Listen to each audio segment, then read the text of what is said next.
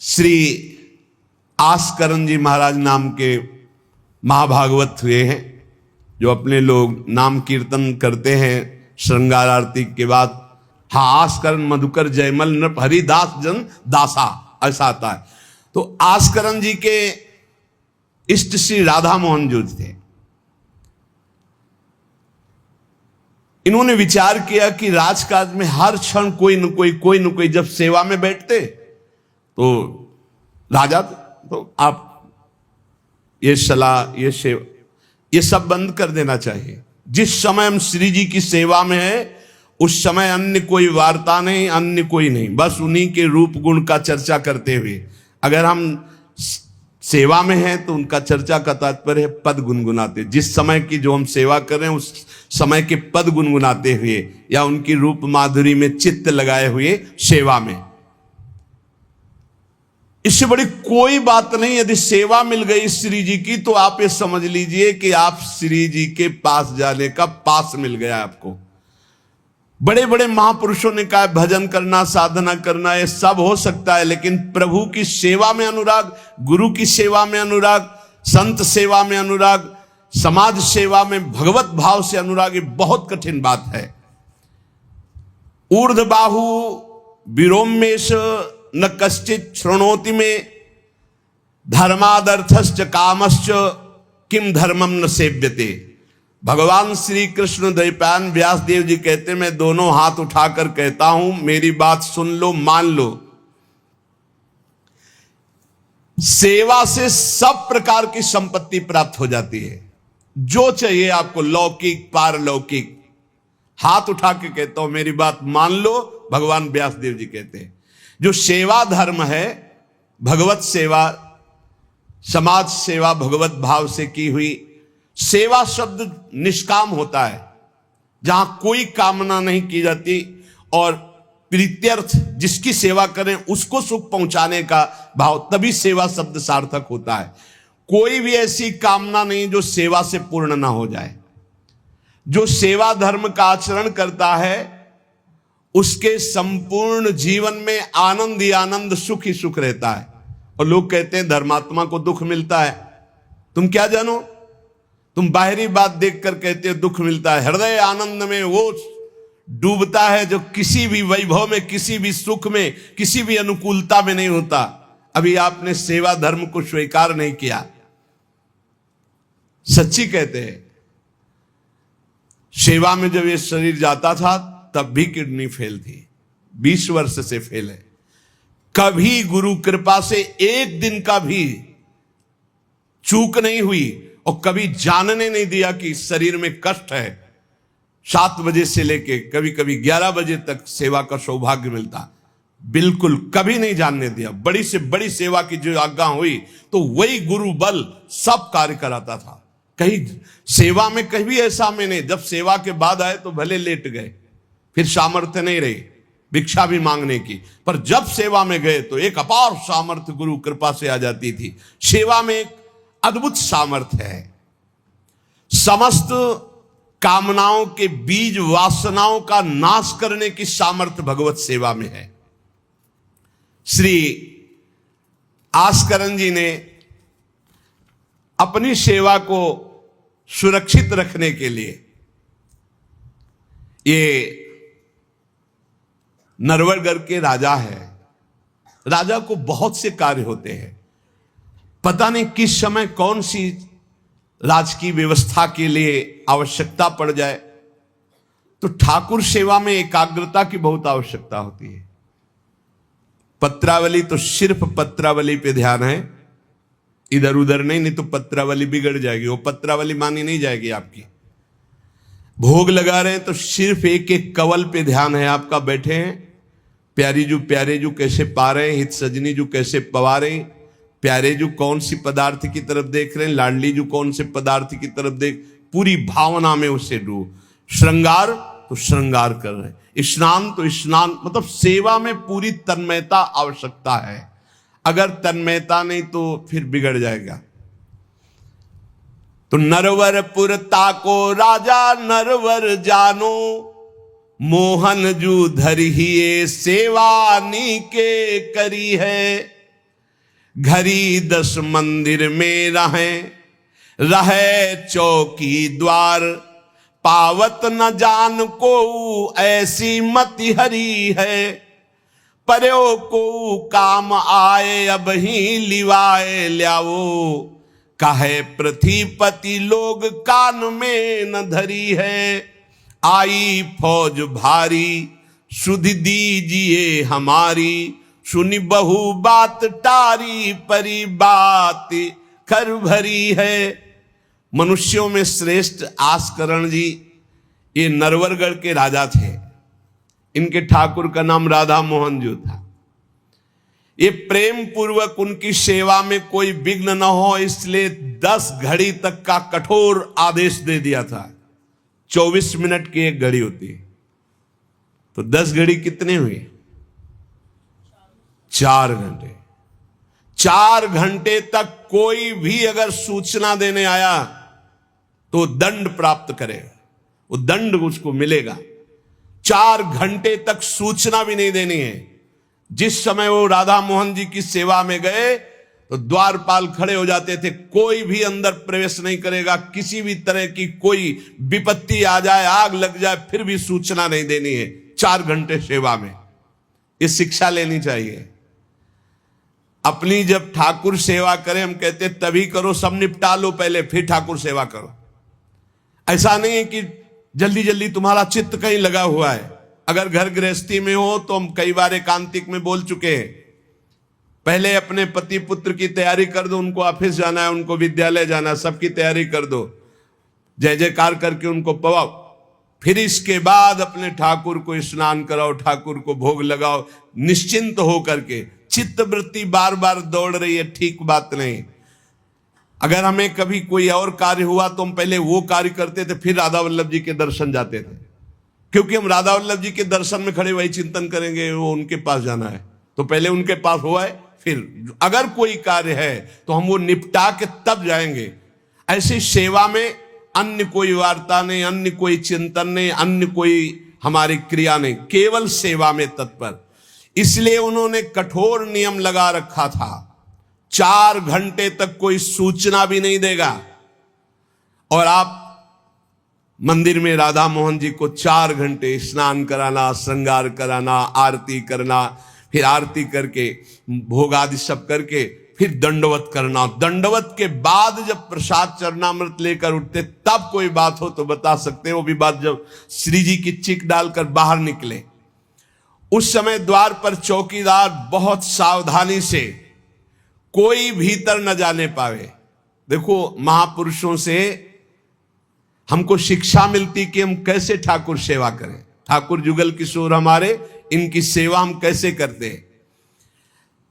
आप 4 घंटे एकाग्रचित होकर केवल सेवा में ही डूबे, बड़ा सुख मिलता है। जब अपने श्री जी सौभाग्य दिए थे सेवा करने का, तो जैसा श्रृंगार करने के बाद जब दर्पण दिखाते थे तो रोना आता था।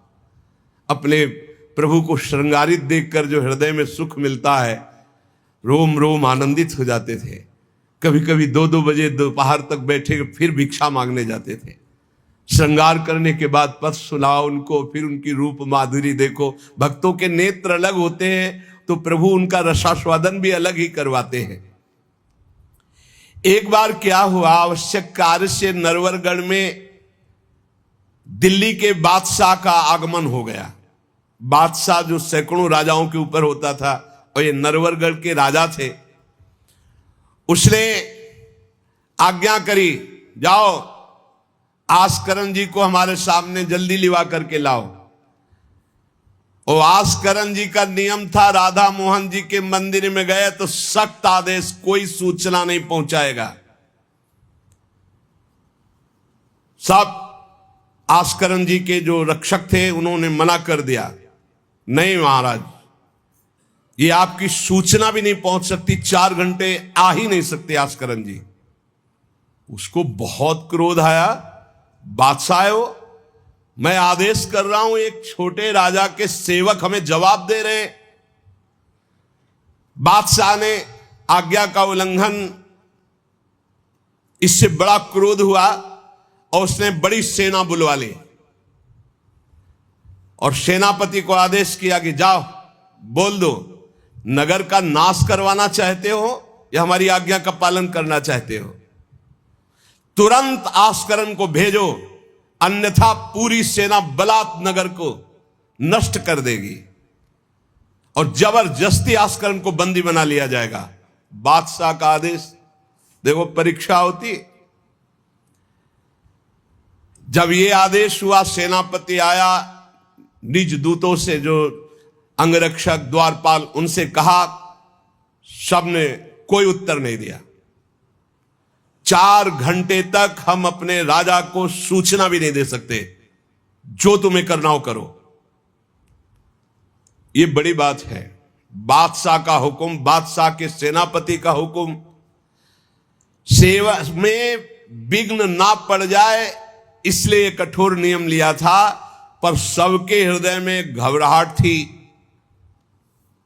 कि अब क्या होगा जब बादशाह नाराज हो गया, सेना आ गई, सेनापति आ गए, अब क्या होगा? सेनापति ने बादशाह से कहा कि अब क्या हुक्म है? वहां से मना हो गया है। आपकी आज्ञा का उल्लंघन, हमारी आज्ञा का उल्लंघन, हमारा भय दिखाना सब व्यर्थ चला गया। कही कह पठाई, कहो कीजिए लड़ाई, सुनी रुचि उपजाई, चली पृथ्वी पति आयो है।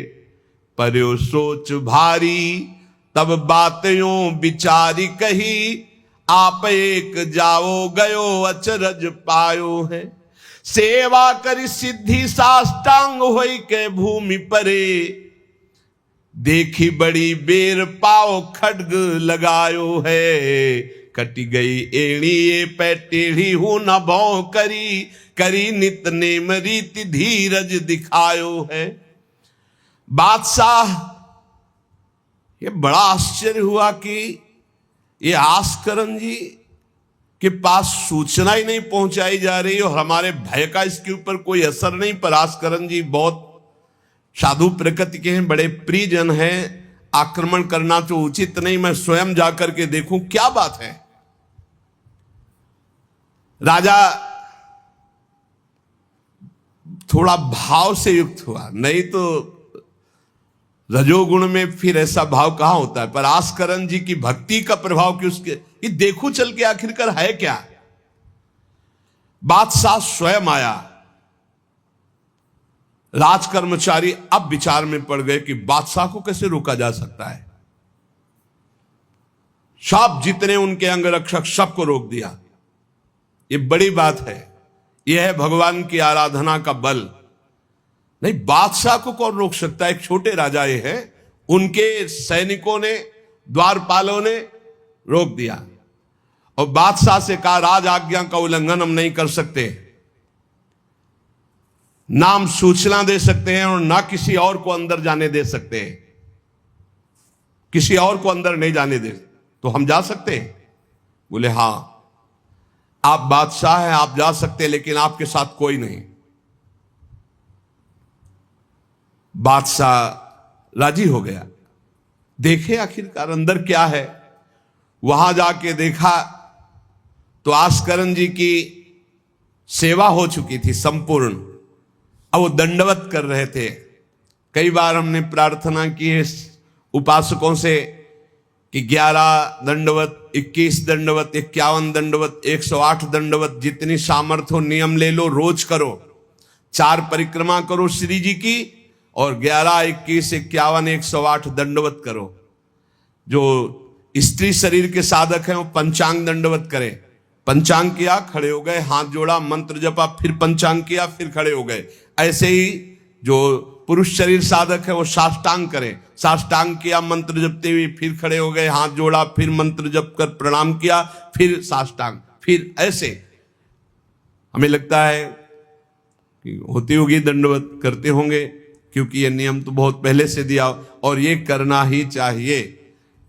सच्ची कहते हैं बड़ा सुख मिलता है जब अपने इष्ट के चरणों में साष्टांग लौट कर और उनकी तरफ देखते हुए। बहुत कृपा होती, बहुत कृपा होती। यावत स्वस्थमिदम कलेवरम यावत च दूरे जरा, जब तक ये शरीर स्वस्थ है बुढ़ापा दूर है। आनंद लूट लो भाई, ये कमाने का समय गंवाने का नहीं है। आस्करन जी अपने ठाकुर की संपूर्ण सेवा करके दंडवत अपनी पूरी कर रहे थे। अब जैसे 108 दंडवत तो समय लगेगा।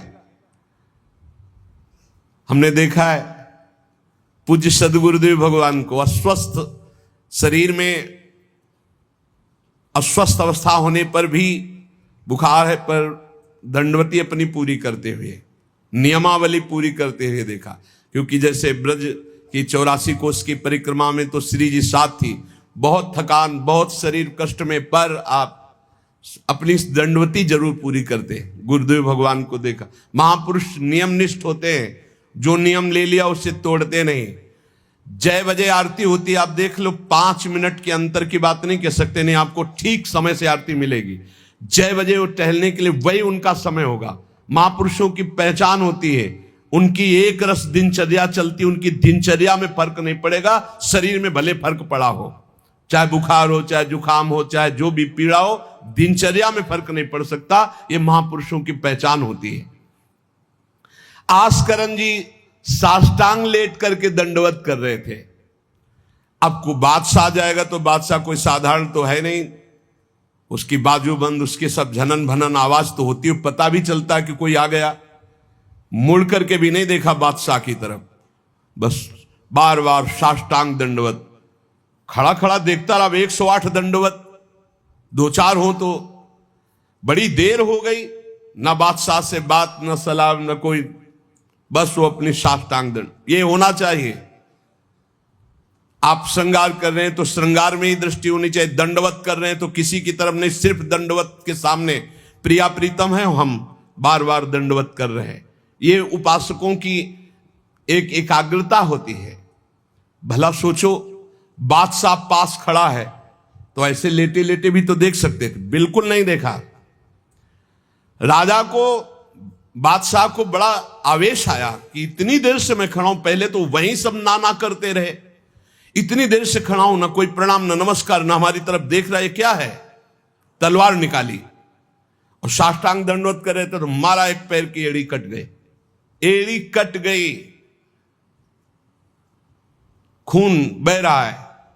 साष्टांग दंडवत, फिर खड़े, फिर साष्टांग दंडवत, फिर खड़े, फिर साष्टांग दंडवत, बिल्कुल नहीं देख रहे कि एड़ी कट गई। सोचो जरा, ये भक्त की निष्ठा है उपासना की। या तो अगर एक चींटी काटेगी तो थोड़ी देर लौट करके पहले देखेंगे क्या हो रहा है, फिर दंडवत।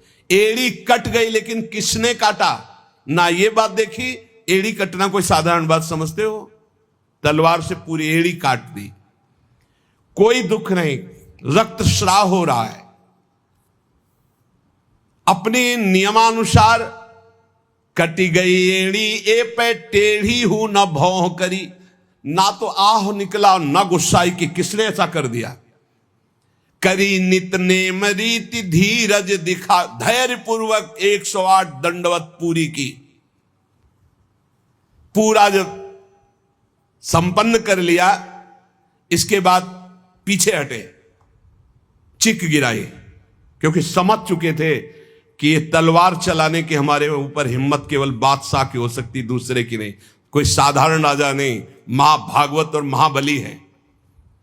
इसलिए हमारे ठाकुर का सुखपूर्वक अपशयन हो। चिक डाली, उठ चिक डारी तब पाछे सो निहारी, कियो मुजरा बिचारी बादशाह तिरिझे हैं। हित की सच्चाई यह है नेकु ना कचाई होत, चर्चा चलाई भाव सुनि सुनि भीजे हैं।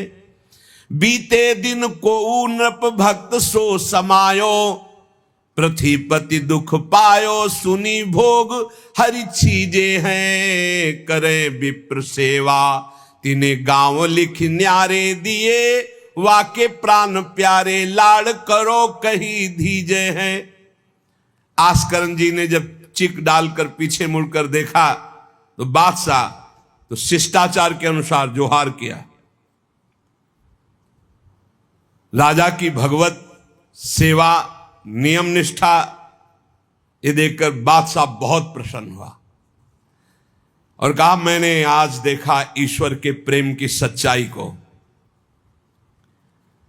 तुम्हारे में थोड़ा भी बनावटीपना नहीं, थोड़ी भी शिथिलता नहीं, तुम अपनी निष्ठा के धैर्यवान वीर हो। बादशाह ने आस्करण जी से भगवत प्रेम संबंधी कुछ चर्चाएं की और विचार अपने प्रकट किए कि आज मैं बहुत खुश और सौभाग्यशाली हूं कि तुम्हारे जैसा राजा मेरा जन है। बड़ा हृदय रस में डूब गया बादशाह का। यह है देखो सच्चाई भक्ति की। नहीं बादशाह के हुक्म को टाल देना, सेनापति की आज्ञा का उल्लंघन कर देना, बादशाह आया है साष्टांग दंडवत, कोई उसका आदर ना करना, ये सब भारी अपराधों में आता है। नहीं बादशाह आया और फिर दंडवत हो सके, नहीं पहले उससे बातचीत होगी, बाद में दंडवत होगी। नहीं अपनी निष्ठा के आगे नहीं, एड़ी काट दी गई फिर भी नहीं रुके। अब आस्करण जी सदैव अपने भगवत निष्ठा भगवत सेवा में मगन रहते। राजा बहुत प्रसन्न होकर के कहा कि अब जिस कार्य के लिए हम आए थे अब उस कार्य की जरूरत नहीं है, और अपनी जेब से अपनी रुमाल निकाल कर अपने हाथों से उनके चरणों की एड़ी में बांधा और कहा, तुरंत चलिए राजवैद्य के द्वारा इसे, और आज से हमारी तरफ से आपके ठाकुर की सेवा सुख संविधान चलेंगे। हम विशेष विशेष प्रकार की आपकी ठाकुर सेवा में सहयोग करें। आस्करण जी ने कहा, भगवत कृपा है, सब भगवत कृपा है, सेवा यथार्थ रूप से चल रही है। नियम की सच्चाई और हृदय में कोई छल कपट नहीं, रोष नहीं, ये भगवान के भक्त में विशेष लक्षण होते हैं। भगवान के भक्त में छल कपट नहीं और अपराध करने वाले पर भी रोष नहीं। उमा संत कई यही बड़ाई, मंद करत जो करे भलाई। अगर सच्ची आराधना सच्चा प्रेम तो सबको बदलना पड़ेगा। बादशाह का भाव बदल गया, जो आवेश में था, क्रोध में था। सच्चाई से अगर थोड़ी भी ठाकुर सेवा की जाए तो माया पर विजय प्राप्त की जा सकती है। साधो भाई भजन किया सोई जीता, जो सच्चाई से भजन किया, सच्चाई से सेवा की, वही इस माया पर विजय प्राप्त किया। एक बार राजा आस्करण जी के शरीर में बहुत जोर का बुखार आ गया। ऐसा बुखार कि न उठने की हिम्मत, न शरीर की शुद्धि, और नियम की निष्ठा थी ही। अब भारी कष्ट, एक तो शरीर उठने लायक नहीं, भारी बुखार, और दूसरा सेवा।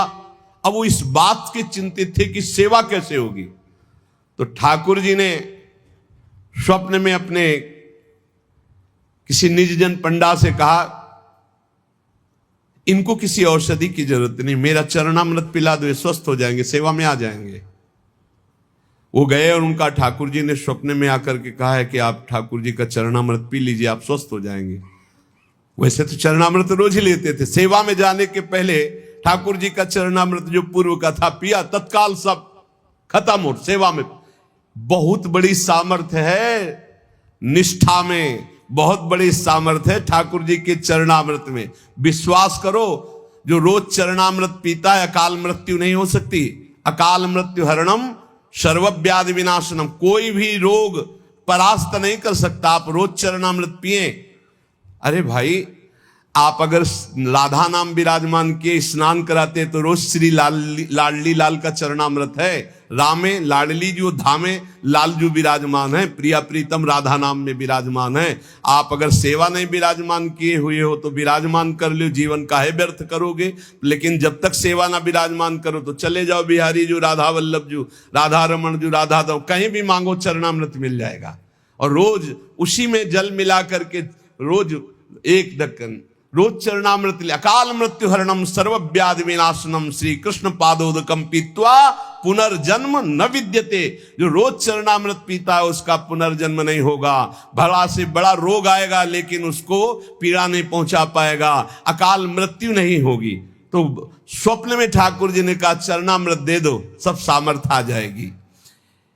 एक बार राजा ने द्वेषवश सेना लेकर, किसी दूसरे राजा ने आपके ऊपर चढ़ाई कर दी, तो आपने व्यर्थ की खून खराबी ना हो, ललकार सुनकर भी आप सेना सहित संग्राम भूमि में ये विचार किया कि युद्ध करने से बहुत लोगों का नाश होता है, इसलिए अपने सब महारथियों को बुलाया और कहा नाम कीर्तन करो।